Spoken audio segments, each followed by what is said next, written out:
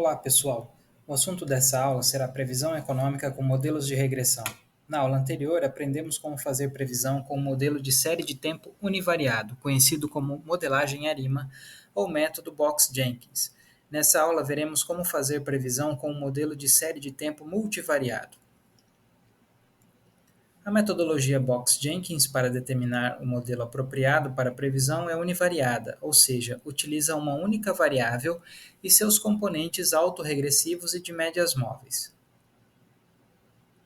No vetor autorregressivo temos mais de uma variável. Nesse exemplo, são duas variáveis, y1 e y2. Note que, além dos componentes autorregressivos da própria variável, defasagens da outra variável também são incluídas no modelo. Note ainda que no vetor autorregressivo não utilizamos os componentes de média móvel. Além de fazer previsões, o vetor autorregressivo permite analisar os efeitos de choques nas variáveis por meio da função impulso-resposta, analisar a importância das variáveis para explicar a variância do erro de previsão de cada variável e testar causalidade no sentido de Granger. Para definir o modelo a ser estimado, seguimos um procedimento parecido com o de Box-Jenkins para modelos univariados. Primeiro, verificamos se as variáveis são estacionárias. Caso todas as variáveis sejam estacionárias, passamos para a estimação. Já se as variáveis forem não estacionárias, temos de verificar a possibilidade de cointegração. No caso de não serem cointegradas, passamos para a estimação com as variáveis em primeira diferença. Se elas forem cointegradas, estimamos o vetor de correção de erro. Se uma das variáveis é estacionária e a outra não existe possibilidade de cointegração e estimamos o modelo com a variável não estacionária em primeira diferença. Vamos ilustrar a aplicação do vetor autorregressivo com as séries de tempo que já conhecemos, os preços da saca de soja e da arroba do boi gordo. Das aulas anteriores, sabemos que ambas as séries são não estacionárias, mas são cointegradas. Portanto, podemos estimar o vetor de correção de erro. No entanto, deixaremos isso para o final, pois o intuito é ilustrar o VAR. Para definir a ordem das desfasagens que entrarão no modelo VAR, observamos os critérios de informação, sendo a razão de verossimilhança e os critérios de Akaik, Schwartz e Hanna-Quinn. O modelo que apresentar o menor valor dos critérios selecionados é o melhor modelo.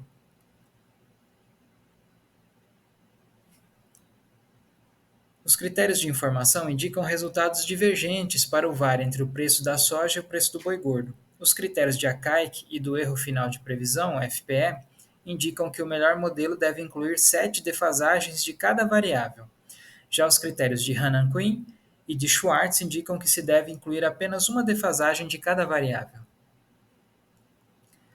Para manter a simplicidade, estimaremos um vetor autorregressivo com apenas uma defasagem de cada variável.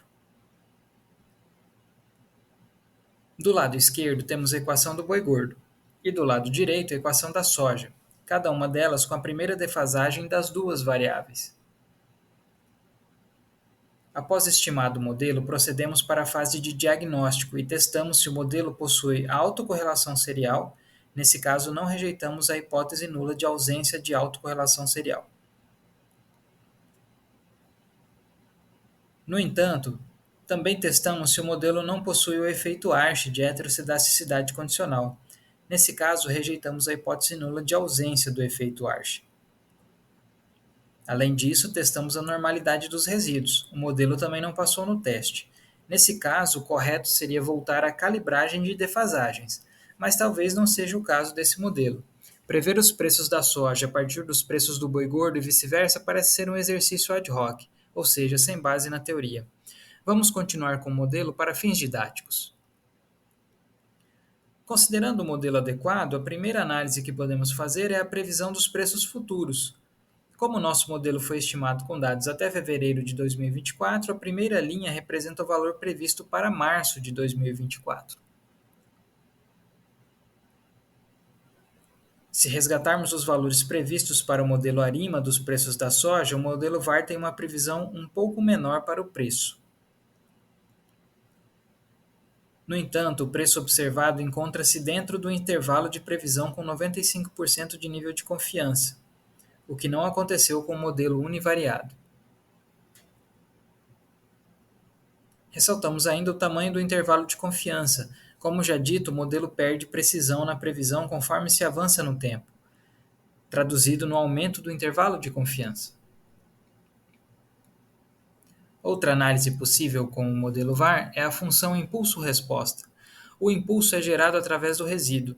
Nesse caso, soma-se um resíduo no modelo da soja e se verifica o efeito sobre o preço do boi. O eixo horizontal apresenta o tempo. O que observamos é que um choque no preço da soja gera um aumento no preço do boi e esse aumento é persistente, ou seja, ele não se dissipa ao longo do tempo. Algo parecido ocorre quando o choque acontece na equação do preço do boi gordo. Outra análise com o modelo VAR é a decomposição da variância do erro de previsão, que procura determinar qual a percentagem da variância do erro de previsão de uma variável que é devido a ela e qual percentagem é devida a cada uma das outras variáveis do modelo ao longo do horizonte de previsão. Esta análise fornece elementos para se inferir sobre a causalidade ao longo de um período temporal e sobre qual variável é mais exógena no sistema. No caso da previsão do preço do boi gordo, praticamente toda a variância do erro de previsão é devida à própria variável, ou seja, a variância do preço da soja possui pouca influência na determinação dos preços do boi gordo. Já o preço do boi exerce alguma influência sobre a variância do erro de previsão da soja.